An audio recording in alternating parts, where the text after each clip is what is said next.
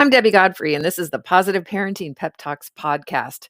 In season 2, I'm answering your questions about parenting. So feel free to go to the link in the description and leave me a voice message, and I may answer your question on this podcast.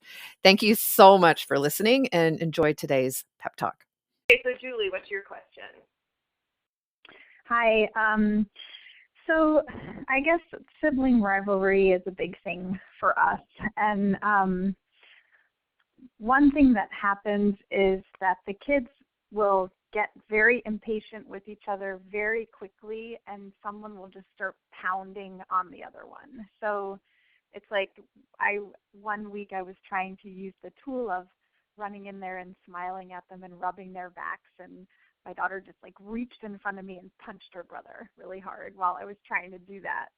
And so, I mean, I know that it's the same as what you were saying before, there's definitely going to be a specific situation.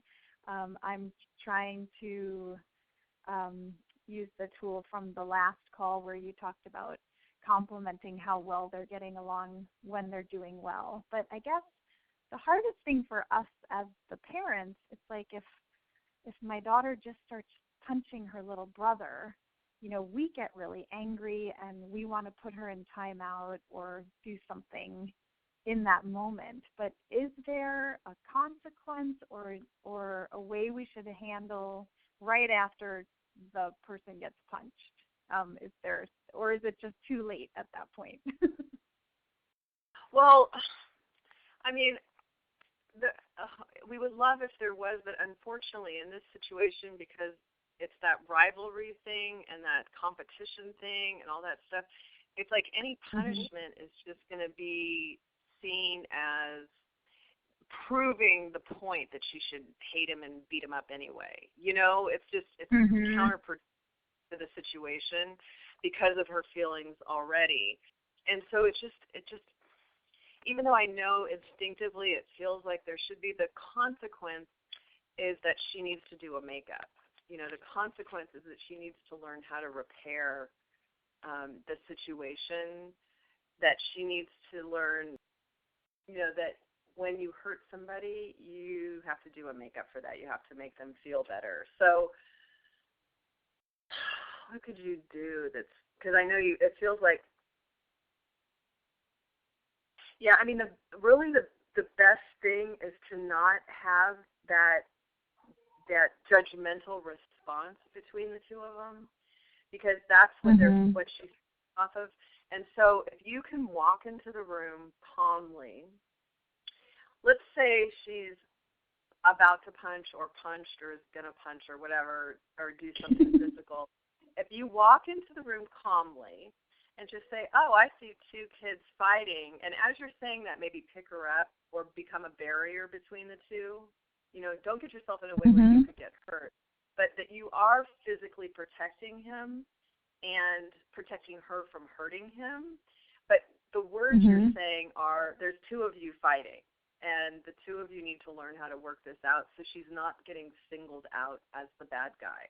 Because that's what's perpetuating a lot of this, is that she's gotten her role of the bad one or the bully or whatever you want to call it, and that role gets reinforced every time that we're judging, every time that we're saying, okay, what she's doing is bad and he's being picked on, because that's not accurate. It takes two people to fight, and if he wasn't doing something in the background, she wouldn't bug him, and oh my gosh, yes, totally. And maybe it's just his existence. And maybe sometimes it's the other way around too. Sometimes he's the one who's, punching her, but he's kind of learned that from her.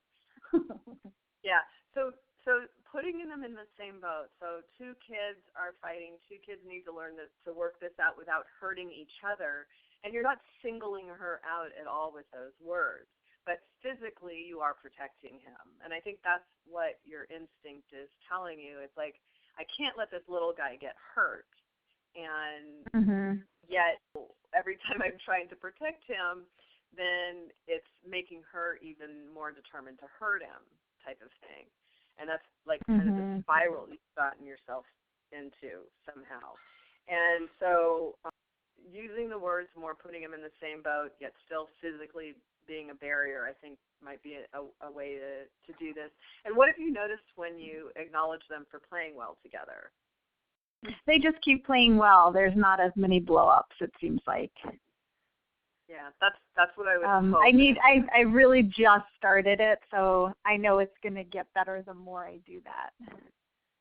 Yeah, I mean, that really is a big key to it. And yeah, and just like I said, taking a lot of the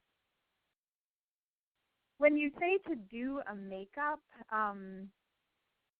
like how does that work? Do you tell them to say sorry to each other, to hug each other, or like what? How does that work exactly?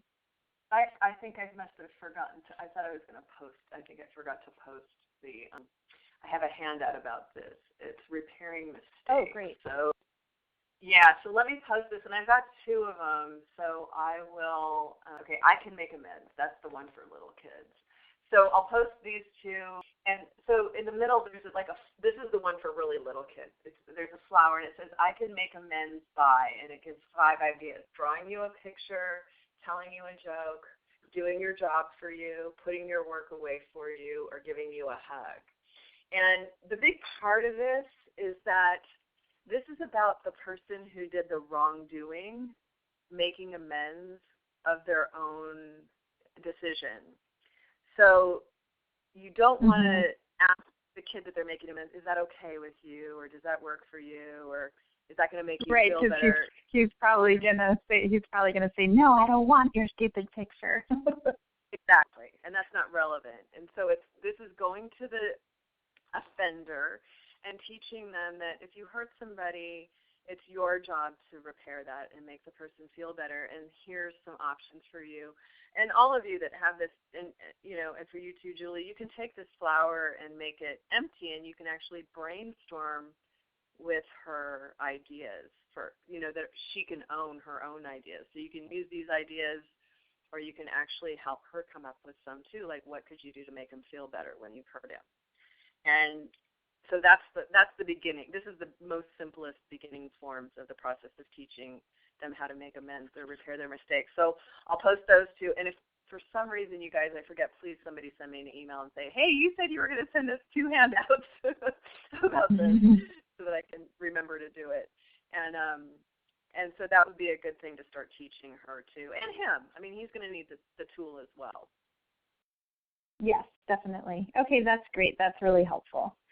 Thank you. Okay. Thank you for listening to today's Positive Parenting Pep Talks podcast.